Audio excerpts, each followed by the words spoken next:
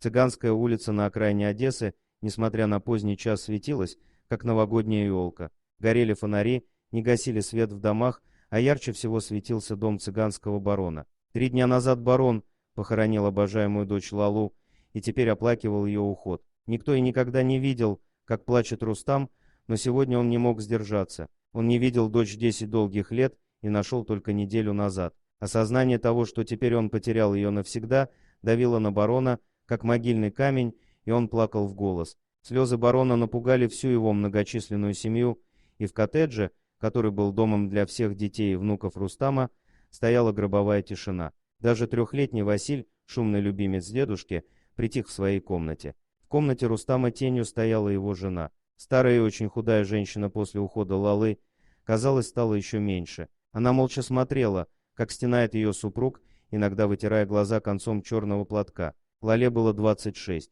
По современным меркам, совсем молодая, по цыганским женщина в возрасте. Младшая из детей барона всегда была его любимицей. Он прощал ей капризы, не ругал за плохую учебу. Красавица-дочь была его сокровищем, и все знали, что Лала вьет из барона веревки. Единственное, что не смог простить Лале барон, это побег из дома. Тогда девчонке было всего 16, и она влюбилась в студента из Киева. Его звали Коля, студент политеха. Тихий очкарик, который после сессии приехал в Одессу на каникулы. Что нашла в нем Лала, для всей семьи это оставалось загадкой, и отец даже слышать не хотел о таком кавалере для своей Лалы. В день, когда стало известно про побег Лалы, барон не поверил своим ушам. Он не мог простить дочери такое предательство и запретил произносить в доме даже ее имя. 10 лет никто не знал, как и где живет дочь барона, а неделю назад тот же Коля принес ее в отчий дом. Ты виновата!» В отчаянии закричал барон жене, все ей позволяла,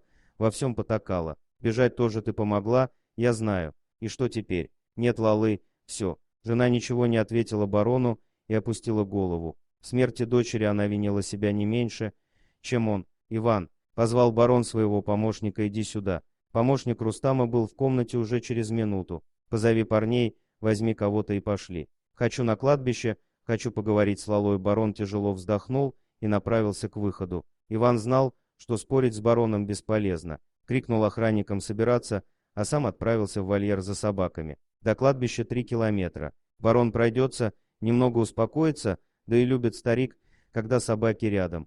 Цыганский барон, его охрана и 3 сторожевых ротвейлера вышли за ворота и отправились вдоль опушки леса к старому кладбищу. Шли медленно. Барон думал о дочери, а его помощник прикидывал, не придется ли вызывать Рустаму скорую, уж слишком плохо выглядел старик.